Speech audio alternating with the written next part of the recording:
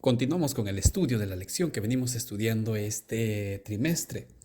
Estamos entrando ya prácticamente a la mitad de nuestro estudio y el texto central para la lección de estos días dice, y llamando a la gente y a sus discípulos, el Señor les dijo, si alguno quiere venir en pos de mí, niéguese a sí mismo, tome su cruz y sígame. Marcos capítulo 8, versículo 34. La lección que estudiamos estos días, la lección de esta séptima semana de este tercer trimestre, gira en torno a las instrucciones que el Señor Jesús le da a sus discípulos. Lecciones que desea que ellos aprendan, que ellos entiendan, porque tristemente por los prejuicios, por los preconceptos que estos tenían, lamentablemente aún tenían una idea distorsionada del Mesías, aún tenían un concepto equivocado de la obra que Cristo tenía que hacer en esta tierra. Queridos amigos, bienvenidos al bosquejo de esta séptima lección. El estudio de este tema, el comentario que solemos hacer con los estudios, con los escritos del Espíritu de Profecía, ya han sido publicados. Ustedes pueden encontrar la publicación de este material. Y ahora nos vamos a centrar en el bosquejo, es decir, con el resumen de toda esta lección, en la cual vamos a trabajar con objetivos.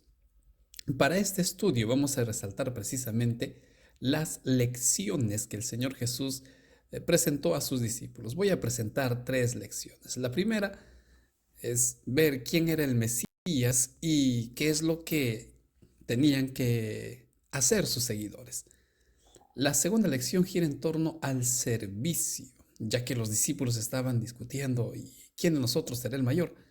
Y por último, una lección que es importante, muy importante, el cuidado sobre el pecado. Personalmente, rescato estas 3 lecciones que el Señor Jesús está dando a sus discípulos, o estas 3 instrucciones. Vamos a trabajar entonces con cada una de ellas en los objetivos correspondientes. De paso, recuerden que pueden descargar estas diapositivas. Comencemos con el primero de ellos.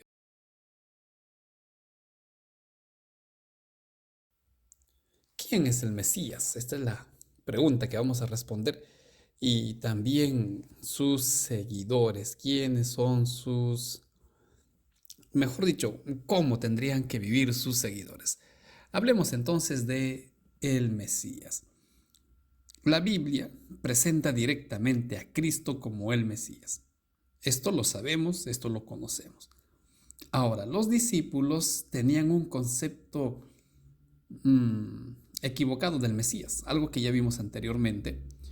Y esto para ellos era difícil dejar. Ellos seguían creyendo que el Mesías sería un líder político militar que iba a luchar contra los romanos y contra toda clase de imperio e iba a exaltar el reino de Israel, iba a cumplir en la promesa de hacer del reino de Israel pues, la nación más grande de la tierra. Ese es el Mesías que esperaban los fariseos, los escribas, los líderes religiosos, gran parte del pueblo, y ese es el Mesías que esperaban los discípulos. Por eso vemos ahora cuando el Señor Jesús le pregunta a sus discípulos, ¿quién dicen que soy yo? Pedro le responde, tú eres el Cristo, tú eres el Mesías. Y bueno, el Señor Jesús le dice, muy bien, lo has dicho bien porque te inspiró el Espíritu Santo, eso no nació de ti. Pero volviendo a nuestro punto de estudio, Pedro reconoce que Cristo es el Mesías. Pedro estaba entendiendo esto, pero lo que él no entendía junto con los discípulos era la misión del Mesías y todo lo que involucraba. Por ello, cuando el Señor Jesús les dice, voy a morir, el Hijo del Hombre será entregado en manos de pecadores, voy a ser crucificado o voy a ser muerto, pero voy a resucitar, estos rechazan esta idea. Incluso se acuerdan que Pedro le dice al Señor, Señor, lejos de ti esto, Señor, no lo hagas, Señor, no digas eso. Trató de persuadir a Cristo de que no ocurriera esto y el Señor lo reprende. ¿Por qué? Porque los preconceptos que ellos tenían de el Mesías eran fuertes, eran muy fuertes. Por otro lado, el Señor Jesús también les dice lo que acabamos de leer, que aquellos que quieran seguirme van a tener que caminar por donde yo caminé. Por eso les dice, tomen su cruz, niéguense a sí mismo y síganme. sus discípulos iban a seguir el mismo camino que el Señor Jesús estaba transitando y tenía que transitar. Entonces, apreciados amigos, este primer punto nos presenta, en resumen, el terrible conflicto que tenían los discípulos en base a la obra del Mesías, como estos no querían escuchar todo lo que involucraba la misión del Mesías. Esto les resultaba difícil de creer. El espíritu de profecía incluso dice, era fácil para ellos olvidar esto y solo se acordaban de lo más bonito. ¿No será que nosotros también, queridos amigos, queremos ver solo lo que nos interesa, lo que nos gusta de Dios y olvidamos muchas cosas más? Bueno, continuando con el estudio sobre el Mesías, llega el momento de la transfiguración. Esto está en el capítulo 9 de Marcos, cuando el Señor Jesús se transfigura ante algunos de sus discípulos junto con Moisés y Elías, quienes lo acompañan. Pero a pesar de esto, a pesar de la transfiguración, estos seguían confundidos. Estaba Elías, y cuando ellos comprendieron que uno de los que hablaba con Cristo era Elías, ellos creyeron que podría ser el momento del reinado de Cristo. ¿Y por qué? ¿Se acuerdan que Pedro le dice a Cristo, bueno, es que estemos nosotros aquí, vamos a hacer una enramada? Porque estaba Elías. Ellos relacionaron esta aparición con la profecía, por ejemplo, que dice Malaquías, antes del gran día de Jehová enviaré al profeta Elías. Entonces ellos vieron a Elías y en su mente nuevamente comenzó a relacionar estos hechos y dijeron, parece que llegó el momento de la manifestación de nuestro Señor. Miren cómo pueden ser los prejuicios, cómo pueden afectar los preconceptos que nosotros podemos tener en mente, los preconceptos que podemos estar gestando, y tienen el efecto de distorsionar la real comprensión. Ahora, ¿esto es malo? Por supuesto que es malo. Por esto es que cuando el Señor Jesús es apresado, los discípulos se desanimaron. Algunos incluso, de acuerdo a lo que registra Lucas, dijeron, nos engañó, estamos frustrados porque creíamos que era el Mesías y terminó engañándonos. Su fe desapareció, su fe murió.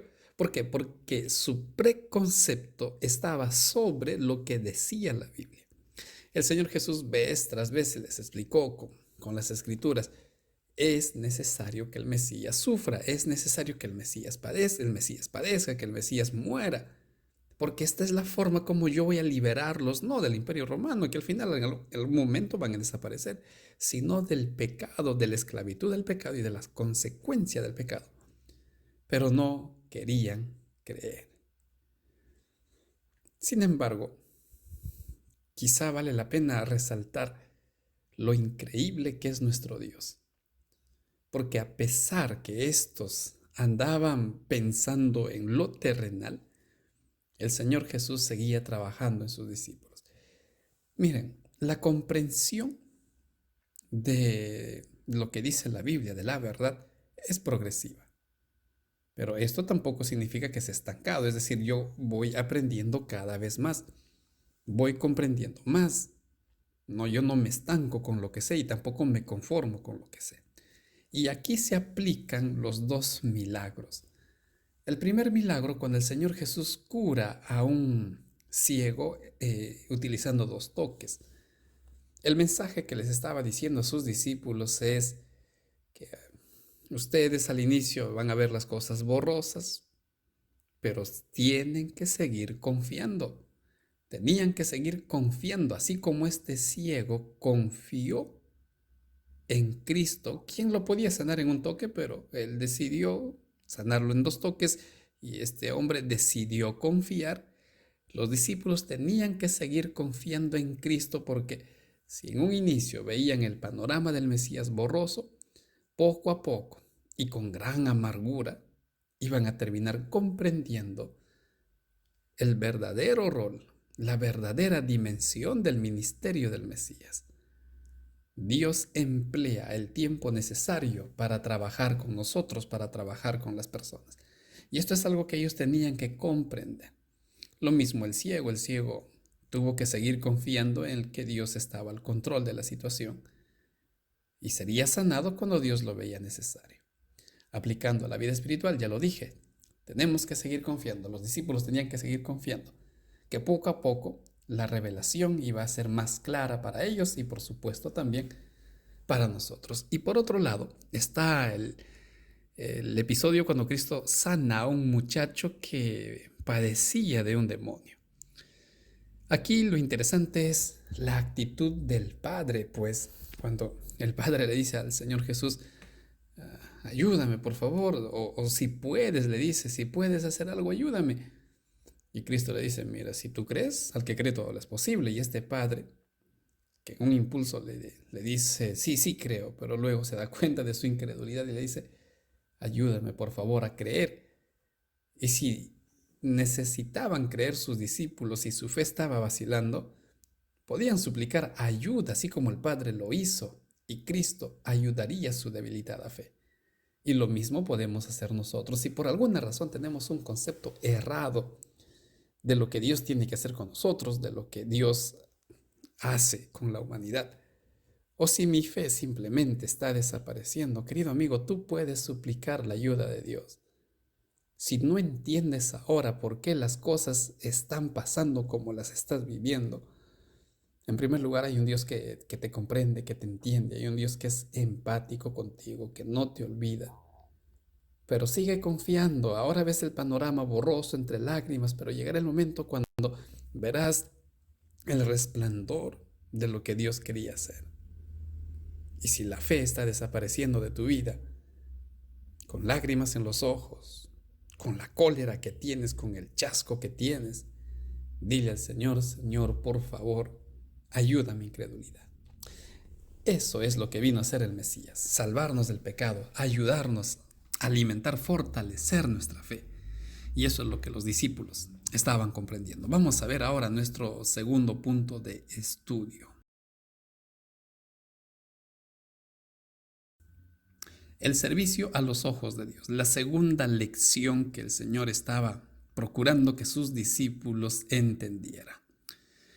Los discípulos, mientras caminaban con Cristo, decidieron quedarse y a discutir quién de nosotros es el más importante, quién de nosotros es el más capacitado, quién de nosotros debería estar siempre al lado de Cristo asesorándolo, quién de nosotros. Obviamente el Señor Jesús se dio cuenta de lo que estaba ocurriendo y decide conversar con ellos. Mientras que estos discutían quién era el mayor, el Señor Jesús los espera y conversa con ellos. Entendamos algo acá.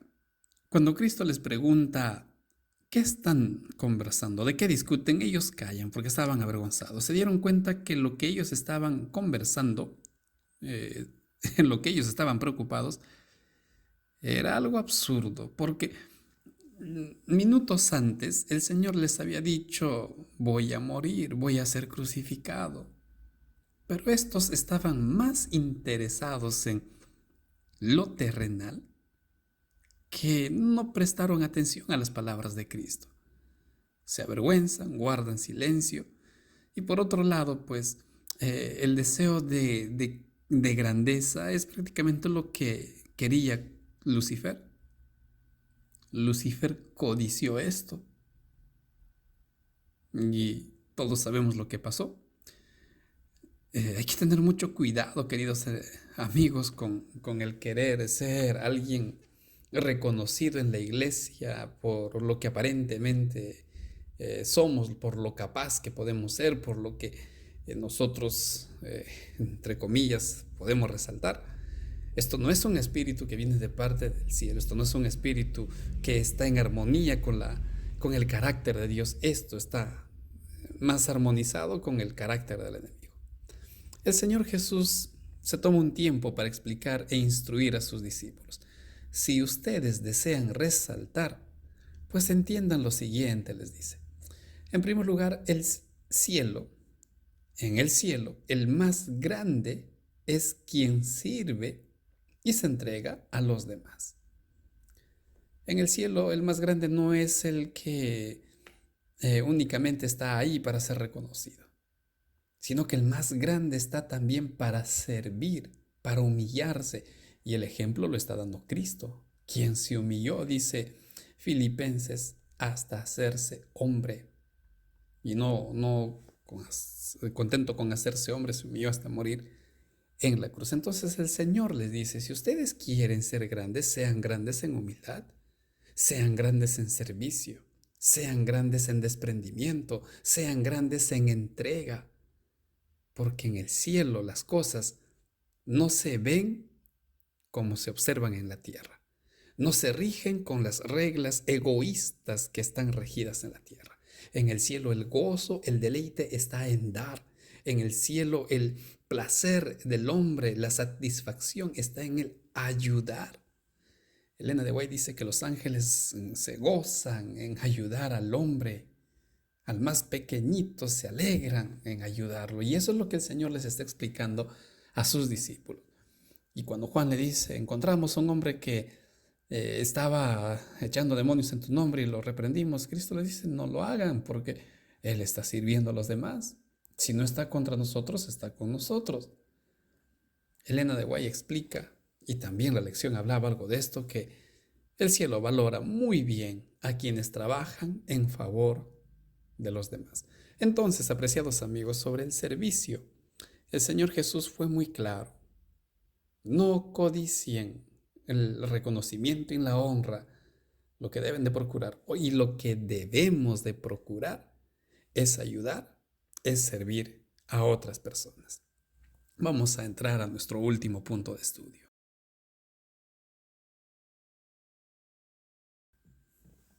Tercera instrucción, mucho cuidado con el pecado, mucho cuidado. El Señor Jesús aquí usa expresiones muy fuertes y vamos a ver ahora de qué trata esto. Ya en la parte final del capítulo 9 encontramos al Señor Jesús explicando lo terrible que es el pecado, lo atroz que es el pecado. Por ejemplo, el Señor les dice en los versículos del 43 en adelante, es preferible que ustedes pierdan un brazo, que pierdan una pierna o un ojo, es preferible que lo pierdan a que cometan un pecado. No lo dicen estas palabras, el Señor dice, si tu mano es ocasión de pecado, quítatelo. Pero esto suena fuerte. Pero lo que tenemos que ver aquí es que así de fuerte es el pecado para Dios. Así de detestable es el pecado para Dios. Así de atroz corrompe y destruye el pecado. Yo creo que ninguno de nosotros anhelamos perder tan solo una parte minúscula de nuestro cuerpo. Pero si el pecado está en mí, dice el Señor Jesús, entonces quítate ese brazo porque te vas a perder. Y es horrible el pecado a los ojos de Dios. Entonces, con esta ilustración, Cristo está diciendo, procuren no pecar. Hagan todo lo posible por no pecar.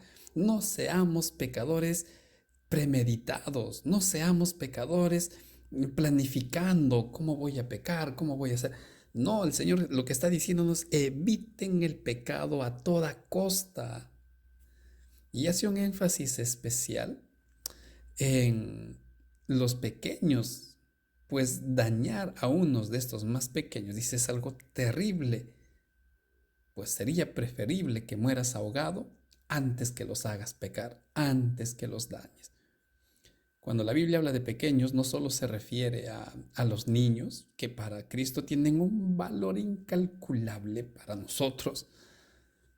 Y qué terrible es que un adulto haga pecar o lastime a un niño. Pero también se refiere aquí a los abandonados, a las viudas, a los huérfanos, a aquellos vulnerables. Por un lado tenemos la primera parte, aunque no está en este orden en Marcos, pero es por motivo de estudio. La primera parte es evita a toda costa el pecado. Evita, huye, escapa del pecado. Y en segundo lugar, no hagan pecar y no se abusen de los vulnerables, peor de los niños. El Señor nos está dejando esta advertencia y aquí pone, por supuesto, el otro extremo que sería el infierno, pues dice, es mejor que tuerto entres al cielo a que completo vayas al infierno. Y ya que toda esta parte, y es que toda esta parte, queridos amigos, es una exageración o hipérbole, como se lo conoce, ya que Cristo está exagerando los dos extremos, o entra mejor cojo al cielo a que completo vayas al infierno. El infierno obviamente forma parte de toda esta exageración, pero aquí el punto es que así de horrible y de espantoso es el pecado para Dios. No existe el infierno, pues eso demostraría que hay un Dios cruel que vive en un paraíso mientras sus hijos son atormentados eternamente. Pero fuera de esto, querido amigo, busca a Dios, refúgiate, escóndete en Dios, huye del pecado, huye, toma decisiones marcantes, toma decisiones tajantes, pero no dejes que el pecado se enseñoree en tu vida. Estas son las 3 lecciones que personalmente he rescatado de esta lección y vamos a resumir rápidamente todo este estudio. Número 1, recordemos que el Mesías, a través de su sufrimiento, vino a liberarnos de la esclavitud a la cual el pecado nos tenía sometidos. Debemos de estar prestos y dispuestos a servir a otros antes que ser servidos. Y por supuesto, lo último, evitar a toda costa pecar. No perdamos nuestra salvación que tanto costó al cielo, como para darnos el lujo y el atrevimiento de pisotear ello y seguir viviendo bajo el dominio del pecado.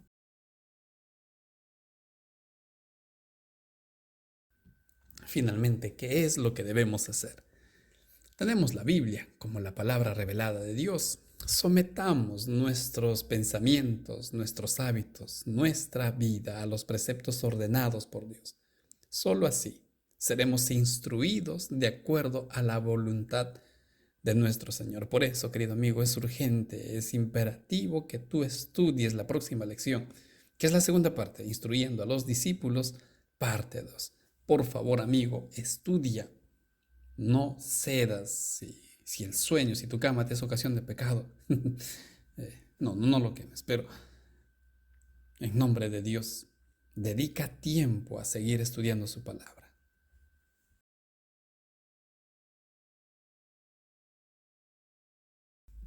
De esta forma, queridos amigos, terminamos este bosquejo. Disculpen la tardanza.